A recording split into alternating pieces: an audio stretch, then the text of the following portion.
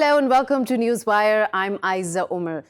The Iranian President Hassan Rouhani refuses talks with the United States on Tuesday after President Donald Trump said that Iran could give it a call and ask for negotiations if and when they are ever ready. Now, President Rouhani said that today's situation is not suitable for talks and our choice is resistance only, end quote.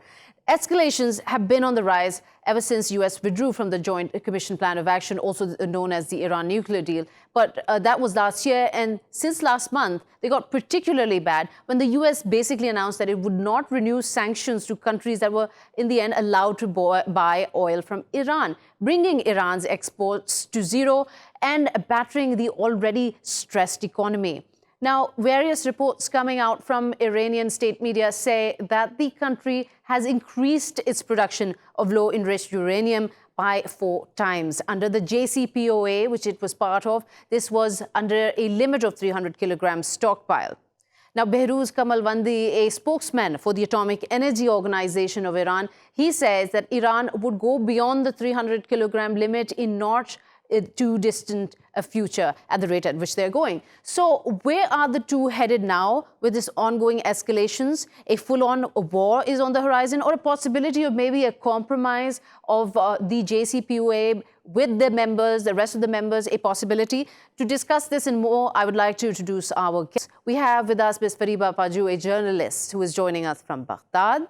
We also have Patrick Henningsen, an analyst joining us from London.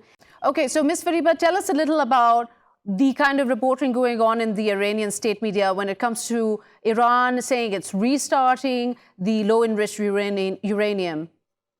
So actually, I think Iran started to retreat the uranium, as Mr. President Rouhani said, inside the rules of Iran nuclear deal or Barjam. So I think Iran was waiting.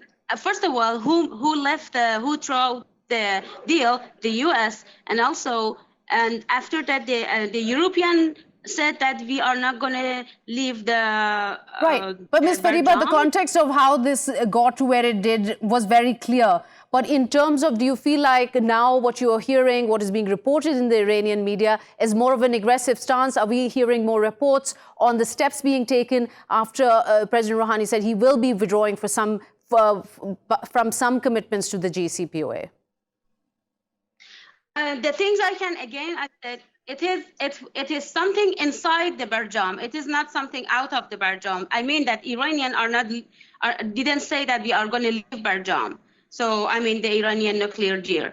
So maybe on the news it was a little bit like it has some impact news, but I mean they are not leaving. They are not leaving the Barjam. It is the most important thing inside this enriching the nuclear again in Natanz actually. Mm-hmm. So Mr. Patrick, we've seen the acting Defense Secretary, Mr. Patrick Shanahan, come out and say that that the U.S. with its countermeasures has pretty much put a hold on Iran, on potential attacks by Iran. What are these countermeasures? This is a good question. This is a good question. One of the main problems here is this is a sort of a secret intelligence committee that was formed on May 10th that includes Patrick Shanahan, the defense minister, Gina Haspel, the head of the CIA, Mike Pompeo, the Secretary of State, and General Dumford, who's the head of the Joint Chiefs. So this is reminiscent of Iraq in many ways. They're sort of collaborating, putting together these dossiers, but it's not necessarily transparent in terms of public accountability. So it also has been shown by a number of good journalists, including Gareth Porter in the United States, that the so-called intelligence originated from senior Israeli intelligence national security officials. So in this way, there's a pipeline of so-called intelligence coming from Tel Aviv to Washington. How much of this is true? Is this based in fact? This is up for debate. To date, there is no evidence of any Iranian threats against U.S. assets. in the region. And it doesn't make any sense diplomatically for Iran. It doesn't make any sense strategically in terms of their national security. So one can only conclude that this is a sort of a paper tiger that's been constructed by the Washington's security apparatus. And it's not the first time that Washington has done this. But you also have to, yeah, go ahead. Sorry, I was just going to ask you in the same context that do you think now that President Trump might be in a little bit of trouble, has landed himself in hot water, especially considering that just recently top American national security officials came out after a classified briefing with the Congress, and the Democrats were really not happy. They were very divided. The Congress was very divided over the intelligence, on the basis of the intelligence, the nature of the intelligence that has led to the military sort of actions taken by the U.S. Absolutely. This is the first time there's been any pushback with regards to aggressive foreign policy. There's been a bipartisan consensus in terms of U.S. military policy. So you'll see the Democrats, the Republicans, all on the same page when it comes to sort of piling on Syria or piling on Iran or whatever, Russia, whatever the U.S. target is. And if Donald Trump's aggressive, he's usually getting a round of applause from CNN and from the mainstream media, from Fox, even from the Democratic side of the aisle, the war hawks like Bob Menendez, for instance, senator from New Jersey. So now you're seeing some pushback. And I think some of this has to do with the fact that there's an election coming up, right, and even the Democrats are thinking about their political survival. This is an open goal for them to basically score a goal against the Trump administration on foreign policy. But not only that, there's genuine concerns, I believe, in Washington, national security concerns, concerns for the Middle East as a region, concerns that if some sort of conflagration is triggered between the U.S., Israel, and Iran, that would cascade into sort of a multi-front conflict whereby Hezbollah would be engaged with Israel. There's something besides the election fever, of course, and Democrats having a certain opinion on this, being against President Trump, totally makes sense. But a Maine independent, Mr. Angus King, he came out and said something which was really interesting, and I feel like it kind of encompasses the whole issue. And he said, are they reacting to us, or are we doing these things in reaction to them? And that is the major question. How do you feel about that? Does this encompass really the nature of the conflict right now we see between the two?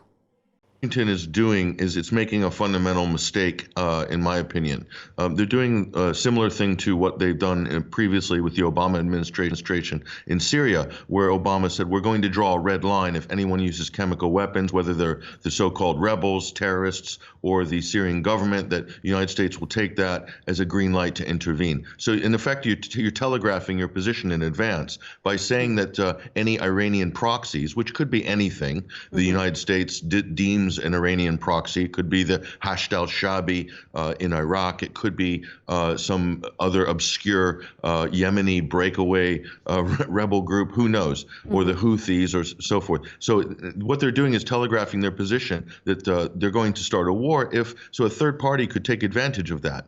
And that third party could be anybody. It could be Israeli intelligence. It could be some faction with, but or it could be the CIA itself. I'm not being conspiratorial. It's not the first time the United States has initiated a false flag in order to start a wider war. This is historically a proven fact. Right. So, but it's dangerous to telegraph your position and to leave a vague open door to the pretext for the United States intervening militarily.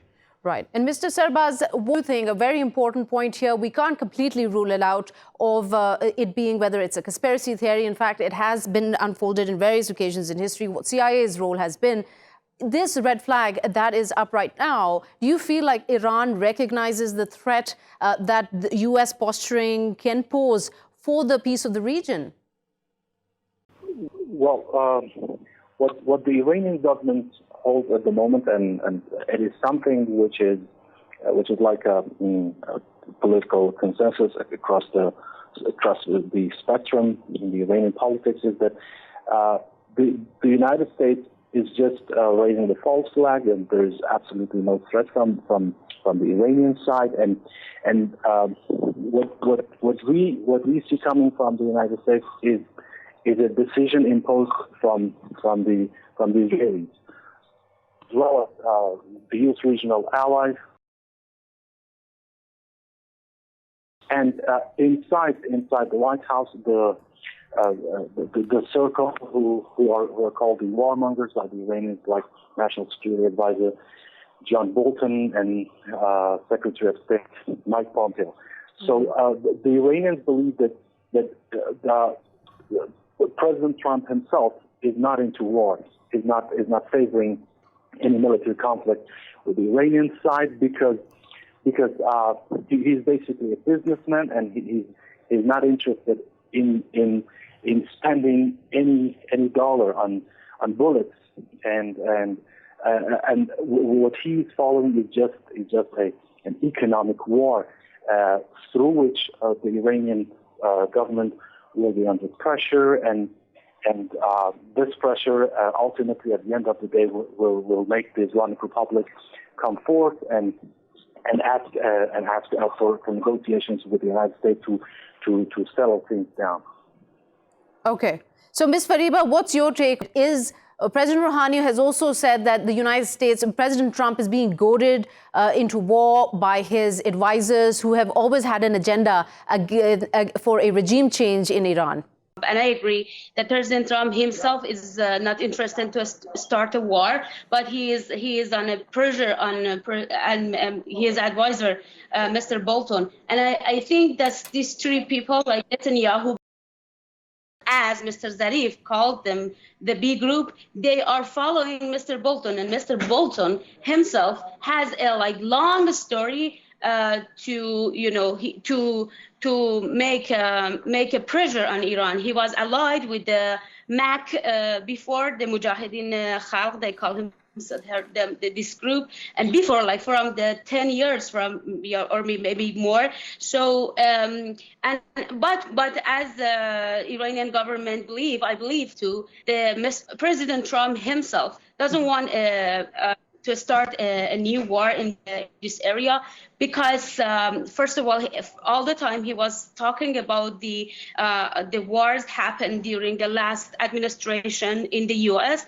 Right. And also I think he is going to start his campaign in 6 months from now inside the country. So he doesn't have enough time to start the war. And also, I guess he knew that this war is not, if even a small thing happened in Persian Gulf or somewhere else, it's not going to be, I think it's not going to be a stay in a small war. It's going to be a spread, and it's not the thing that President Trump wants to do that. Right. He is emphasizing all the time. So it's a big question of whether this is something President Trump can afford to do, and what his advisor, Secretary of State Mike Pompeo, then of course John Bolton is known to have been one of the architects behind the Iraq war and the terrible failure of it. But Mr. Patrick, here we see Pompeo come out and give an interview to a radio show just recently, and he says, and I want to read out his statement, it seems like it's quite possible that Iran was behind them. And he's referring here, of course, to the attacks on the oil tankers and, of course, the pipeline in Saudi Arabia. And so do you feel that even though it is very clear, even from Pompeo's words, that they don't have that kind of evidence or that cannot make that conclusive statement right now, it's still really risky in prodding Iran to have a reaction?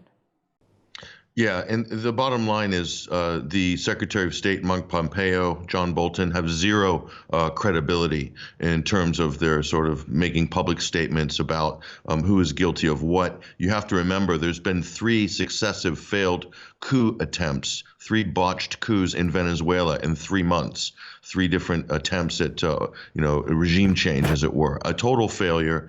So the main concern for the U.S., I think, in this, one of the main concerns is Iraq itself.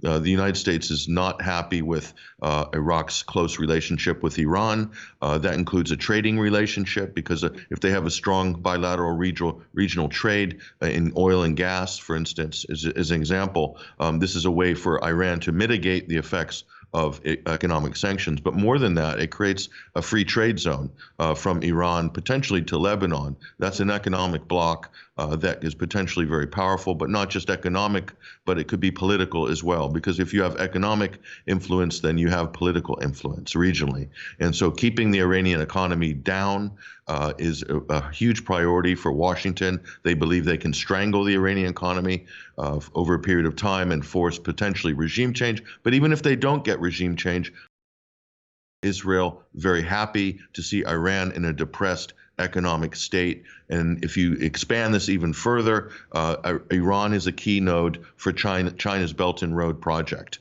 So if you're looking down 20 years down the road, 15, 20 years down the road, the destruction of the Iranian economy, not allowing it to be the leader economically and politically in the region, is going to sort of slow down or possibly hamper the Chinese Belt and Road project. Right. And this, what you mentioned here, Sarbas, I want to put this question to you, that the relationship that is evolving positively between Iraq and Iran, it's obviously creating a note of contention for the U.S. But can we also separate or include, in your opinion, the issue of the oil? I mean, oil prices are rising right now, what with Iran's output being zero. Do you think that regional actors who have stake in oil production, its prices, might also have an incentive to be pushing U.S. against Iran? Well, there is no doubt about the fact that behind the scenes there is rivalry between Iran and Iraq as oil producers in the international market. And just a few months ago, we had oil minister Zeinab complaining about the Iraqi side and Baghdad and Baghdad's sort of alliance with the United States over the reimposed sanctions that came after the U.S. departure from the Joint Comprehensive Plan of Action.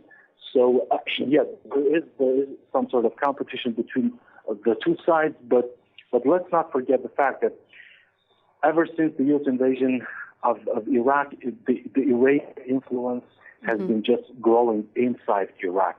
And this is something that seems quite uncontrollable for the Americans at the moment. And we have been hearing every now and then from them complaining about this rising influence inside Iraq. And it has been manifested in militarily also in the form of Iranian support for such militias as Hashd al-Shaabi.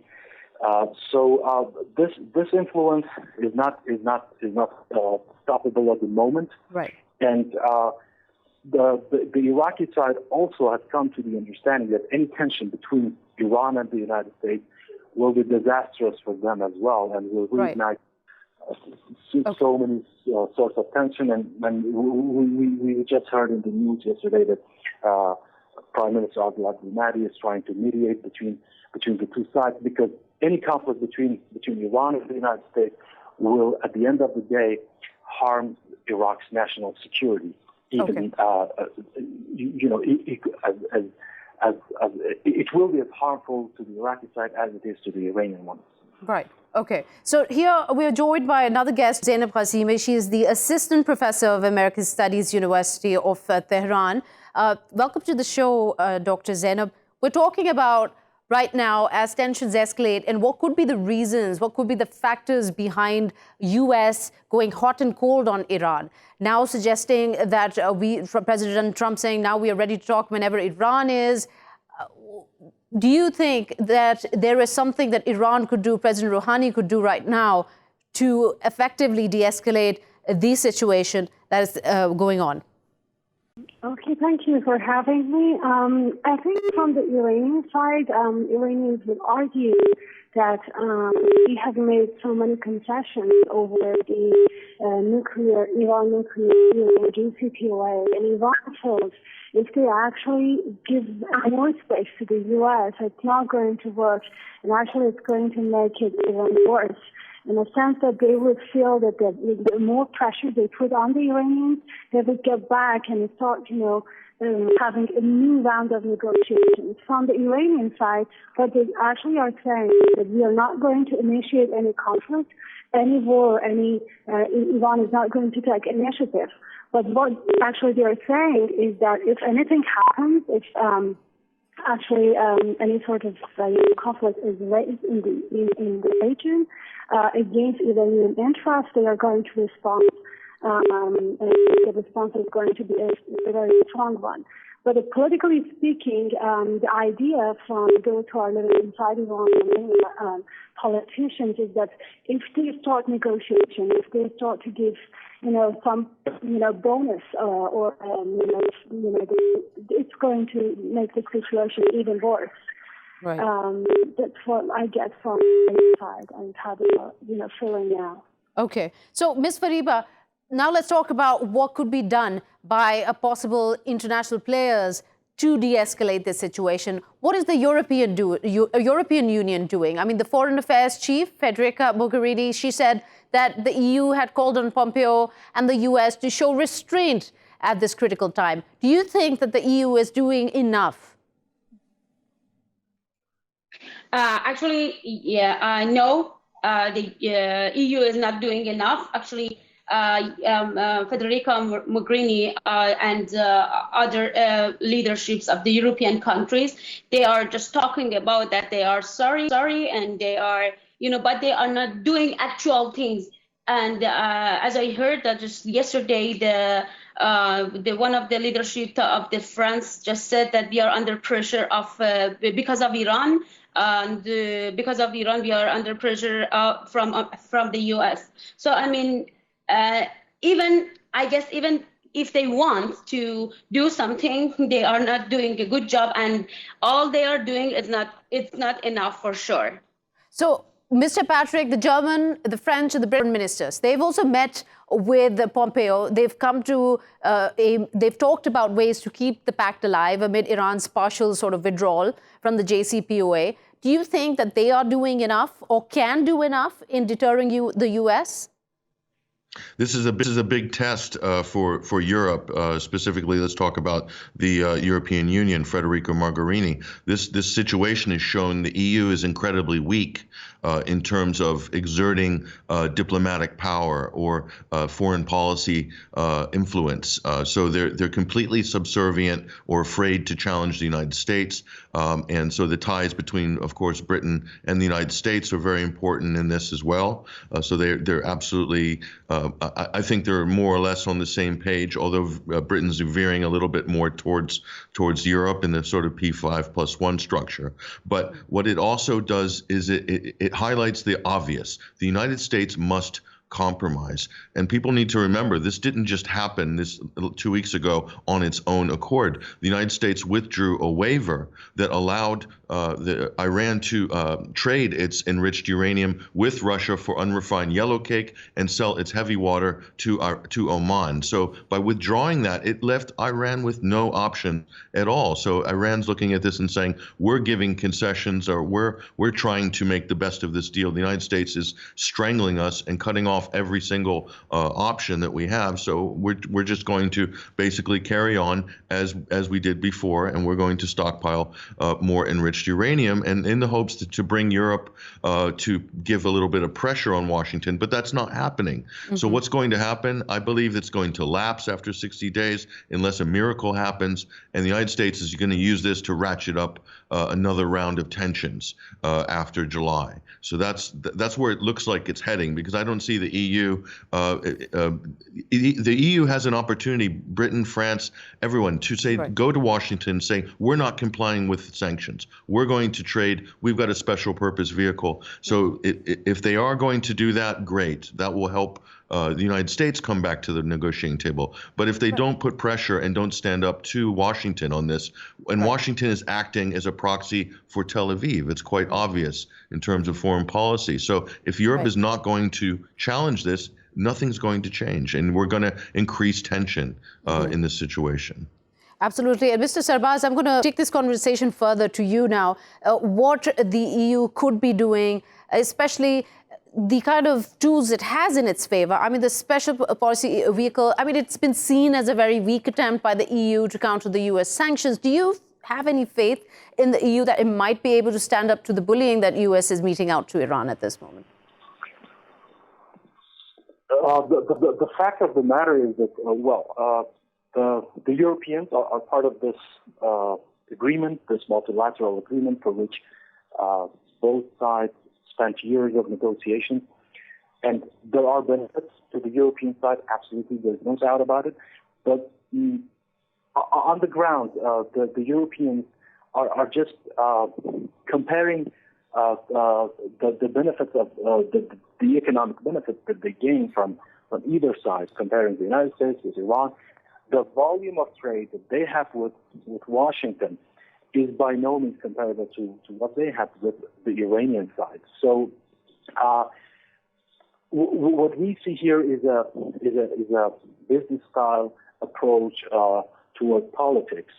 They are focusing on this volume of trade, and they're just checking all the balances on the paper, and they find out that it is not worth it to endanger our economic interests with the United States by putting Iran as a priority. But at the same time, they are also kind of stuck between a rock and a hard place, because first of all, they started these negotiations with the Iranian side for what they call global peace and security, because the Iranian nuclear program, from their perspective, was a threat to global security. So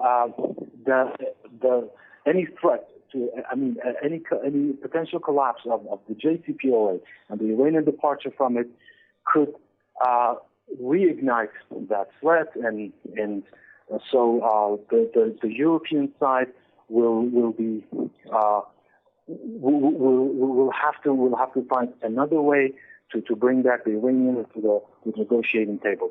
But basically, what they see at the moment and what they are preferring is the economic benefits that they gain from their relationship with the United States, which they prefer over the Iranian side. It still puts at stake the entire region, if not the world, if U.S. goes to war with Iran, and especially considering that it is, by some analysts, being goaded in to go to war with Iran by Israel. As you mentioned, Mr. Patrick, there, Tel Aviv is right here in the center of this conversation, but very silent also. Dr. Zeinab, my question really is to you. It is obviously a big risk, what is happening right now, that they might go to war.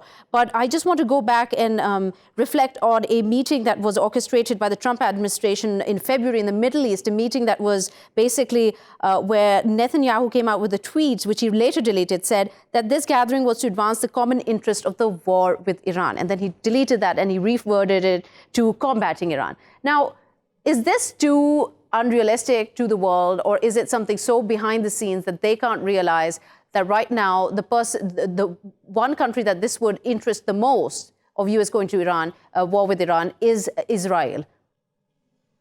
Yes, yeah. Netanyahu boasted publicly that he was the one that convinced the Trump administration to withdraw from the JCPOA. I mean, that's not a secret. So not only that, the PowerPoint presentation that Netanyahu gave, this kind of kabuki theater that Iran is still pursuing a nuclear weapons program. There is no evidence that Iran was ever pursuing a nuclear weapons program during this period. They're absolutely in compliance with the agreement. The agreement was an excellent agreement by many people's standard that took years to put together. This isn't a trivial diplomatic feat to put that deal together. But and the United States walks away with it strictly on the advice of the Israeli administration, the Israeli government. So this does benefit Israel's interests to have the United States putting pressure on Iran. They would like to, the Iranian Republican Guard, Revolutionary Guard, to be deemed that as a terrorist organization.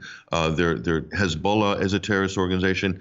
These are legitimate apparatuses of the Iranian state, of the Lebanese state. Hezbollah is in parliament as well in the Lebanese government. So what they're trying to do is isolate all of Iran's interests, allies, Syria as well. Meanwhile, Israel launches airstrikes and attacks, violates Syrian airspace almost on a weekly basis in some cases. So there's no talk about this and the potential for destabilization there. So it's a totally one-sided situation. It is absolute realist might makes right power politics right now, led by the United States.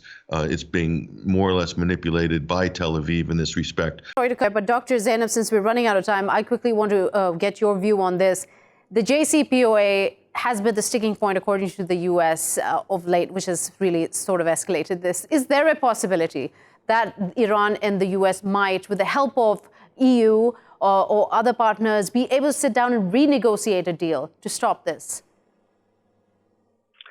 Well, the Iranians have made it clear that they are not going to renegotiate the JCPOA because they think that this was like a very long process involving few 5+1 countries. Took years to actually reach a deal, and the United States actually pull out of it. So there is no guarantee that they will start to renegotiate another deal, and the same thing happens again. So from the as far as I get from politicians here, or the sort of arguments that we hear, is that we are not going to renegotiate the nuclear deal. The nuclear deal was like an agreement reached by all these countries. And the idea was that we have made concessions, you have also given concessions. And these states are committed to the outside of the deal, and you're not actually doing what you're required to do, both the United States and also the European Union. So I don't think there is going to be a renegotiation of the deal, but there might be negotiations over, like, if the problem can be solved, if the Europeans can take a step to solve this issue within the JCPOA framework, not outside of it. So, no negotiations, you feel, for the JCPOA. Well, that's all the time we have. I just want to thank you, Dr. Zeinab, Mr. Sarbas, Mr. Patrick, Ms. Fariba, for your wonderful insight here on Newswire on this topic. And with that, we'll take a quick short break. We'll be right back.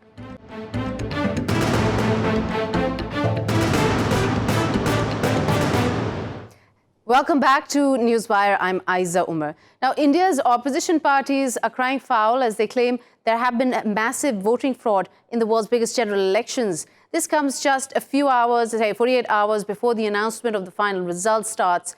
Now, members from as many as 22 parties have called on the poll watchdog and demanded that these electronic machines that are used to record the votes in these phases be guarded more stringently, and that the counting be done in a fair and transparent manner. Now, lots of complaints are coming in. And where do these allegations or complaints lie in terms of how the Election Commission responding to it? What actions are being taken?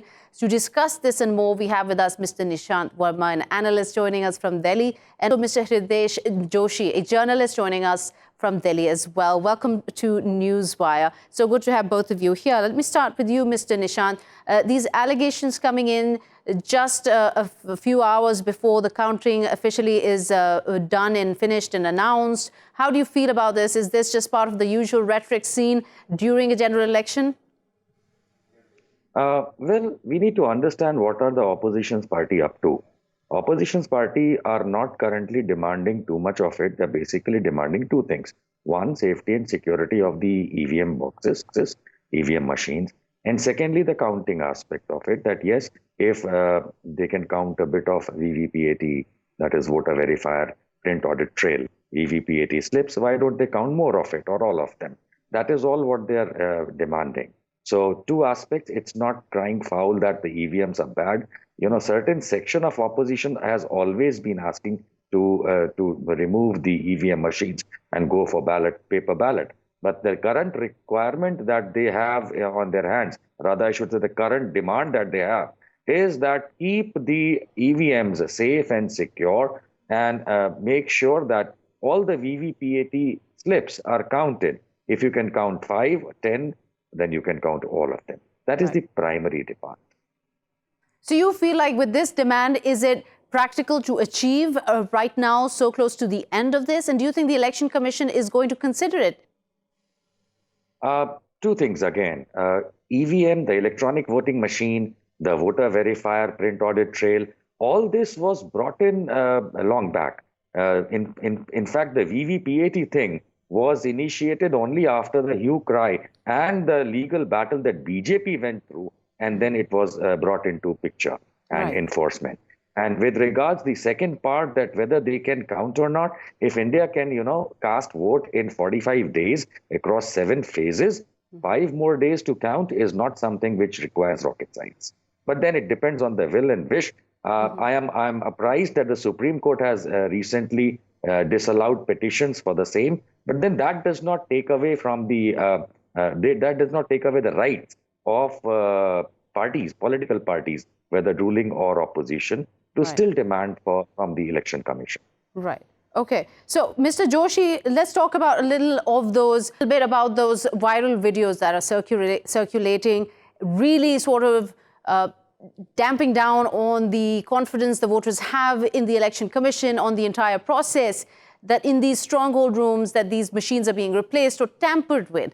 Is there any kind of investigation that has concluded to talk about that, to confirm that these videos have been sort of faked or have some authenticity? Ayza, first of all, I want to give you an update as a reporter that what you are asking to Mr. Verma.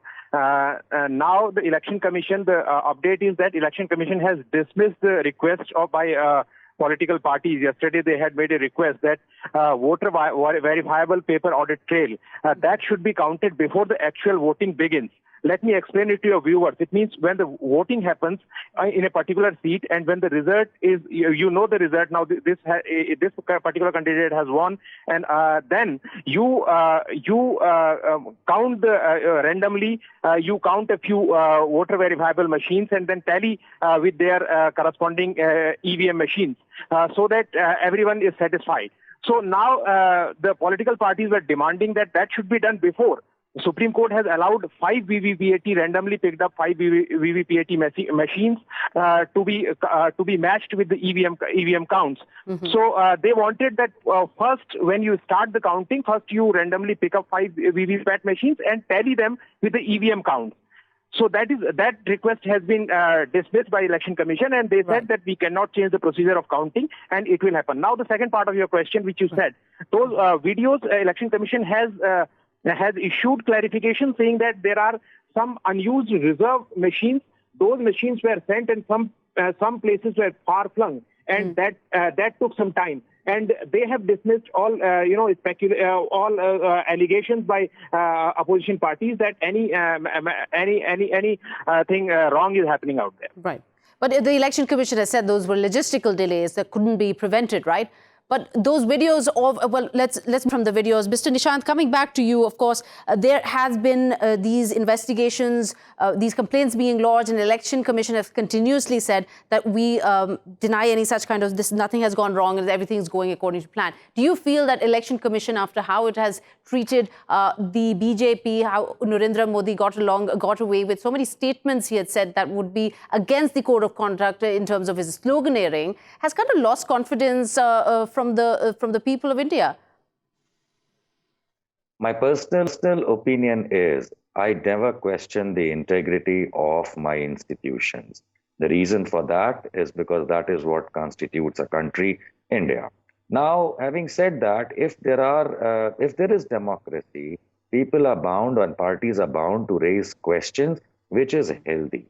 An answer from a government authority that the lapse was there, unless I provide an evidence, I will never get an answer saying, oh, something went wrong. So, yes, there are allegations of certain sorts. There are questions raised. But then I anticipated Election Commission to say nothing has gone wrong. Right. But then if there is something still in the hands as an evidence, those who have alleged must move court in order to prove the Election Commission wrong. That's a one-to-one thing. It cannot be a general sweeping comment that, my institution is questionable. With regards to the second part that you raised about Mr. Modi being favored, I for sure as a citizen of India know that no constitutional body will favor a politician. There could be certain people who might, but not as a body.